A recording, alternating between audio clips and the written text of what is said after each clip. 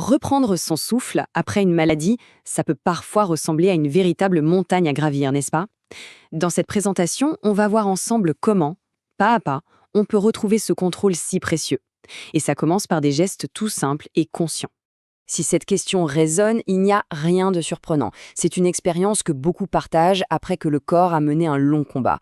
Cet essoufflement, il peut être déroutant, même un peu angoissant, mais la bonne nouvelle, c'est qu'il y a des solutions très concrètes pour y faire face. Et c'est justement là que se trouve le message d'espoir. La respiration, ce n'est pas juste un symptôme du problème, c'est en fait l'outil principal pour la récupération. Apprendre à la maîtriser, c'est reprendre activement le pouvoir sur son propre bien-être. Allez, entrons dans le vif du sujet avec les grands principes.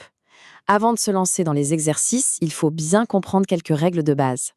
Ce sont elles qui vont nous guider tout au long du chemin. Voici les 4 piliers de notre approche. D'abord, respirer mieux, pas plus fort. L'objectif, ce n'est pas de forcer, mais bien d'optimiser. Ensuite, le but final, c'est de respirer pour mieux bouger, de pouvoir réintégrer le mouvement au quotidien.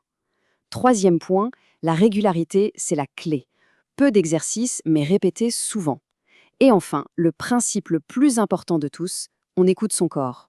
Pas de douleur, pas de vertige, on ne force jamais. Passons maintenant à une première série de techniques. Celles-ci, elles sont vraiment conçues pour gérer les moments d'essoufflement et l'anxiété qui peut venir avec. L'idée, c'est de ramener le calme dans tout le système respiratoire.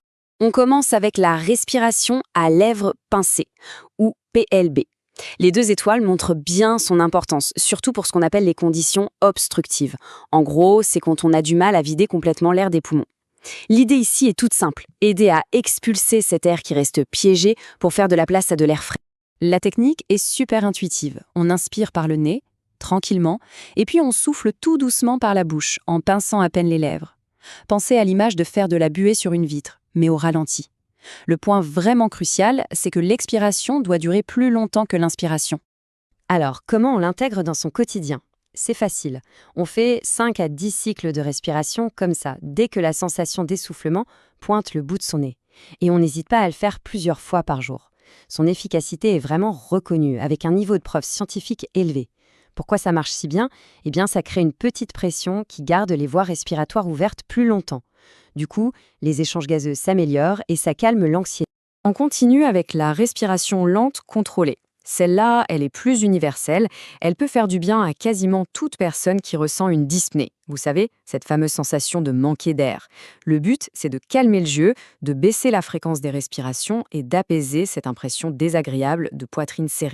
Pour la pratiquer, on peut se baser sur un rythme simple. On inspire en comptant jusqu'à 3 et on expire en comptant jusqu'à 4 ou 5.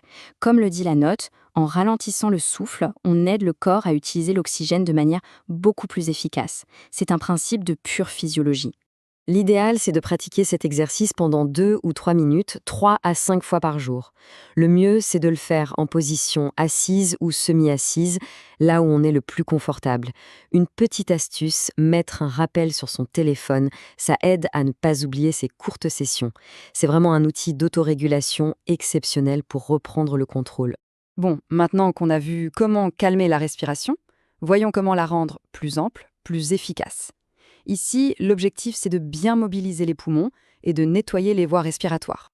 Alors, les expansions thoraciques. Celles-ci sont vraiment indispensables dans les situations dites restrictives, c'est-à-dire quand les poumons ont du mal à se remplir complètement. Ça arrive souvent après une longue période au lit, par exemple. Le but, c'est de réveiller leur pleine capacité et de redonner un peu de souplesse à toute la cage thoracique. Alors comment on fait ? C'est simple, on inspire lentement mais profondément pour bien sentir la cage thoracique qui s'ouvre. Ensuite, on tient l'air juste 2 petites secondes, puis on relâche tout doucement. Le point de vigilance est super important. Il ne faut jamais, jamais forcer au point d'avoir la tête qui tourne. La pratique est très simple, juste 5 respirations profondes à faire 3 à 5 fois par jour.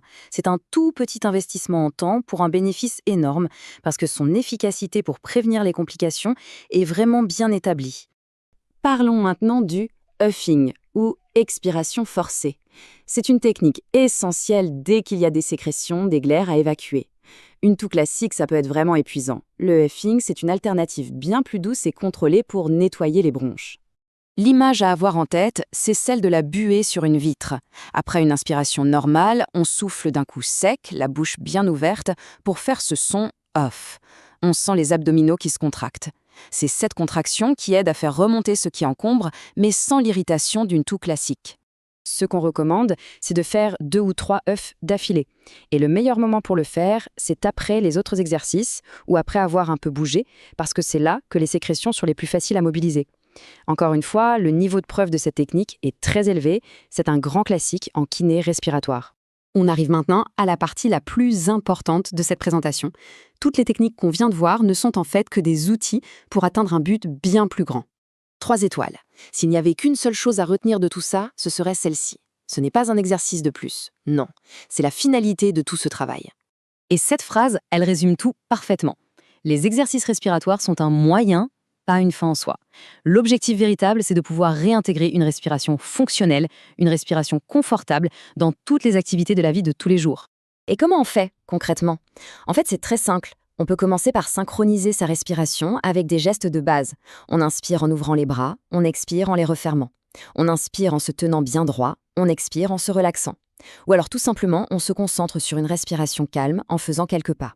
Chaque petit mouvement synchronisé avec le souffle est un pas de plus vers l'autonomie. Voilà, on a fait le tour d'un ensemble d'outils concrets. Le chemin de la récupération, il se fait pas à pas, ou plutôt souffle après souffle. La patience et la régularité, ce sont vraiment les meilleurs alliés. Et pour conclure, une petite question pour réfléchir. L'important, ce n'est pas de viser la perfection, c'est de faire le premier pas. Alors, quel petit mouvement tout simple pourrait être associé à la respiration dès aujourd'hui pour commencer à reconnecter le souffle à la vie? Reprendre son souffle après une maladie, ça peut parfois ressembler à une véritable montagne